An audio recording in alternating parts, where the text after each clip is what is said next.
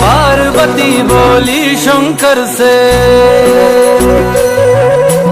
पार्वती बोली शंकर से, सुनिए भोलेनाथ जी, रहना है हर एक जन्म में मुझे तुम्हारे साथ जी। वचन दीजिए ना छोड़ेंगे कभी हमारा हाथ जी, ओ भोलेनाथ जी।